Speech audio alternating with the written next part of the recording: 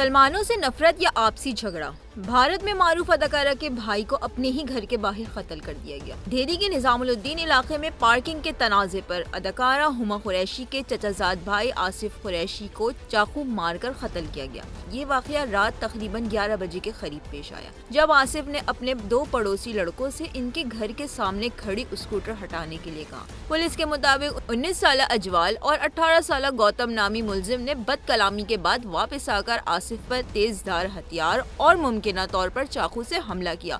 आसिफ को फौरी तौर पर अस्पताल ले जाया गया, जहां डॉक्टरों ने इसे मुर्दा करार दे दिया। पुलिस ने वाकये के बाद दोनों मुलजिमान को गिरफ्तार करके कत्ल का मुकदमा दर्ज किया और आला कत्ल बरामद किया। बताया गया कि मुलजिमान और आसिफ कुरैशी के दरमियान पहले भी बाइक पार्किंग के मसले पर तनाज़ात हो चुके थे।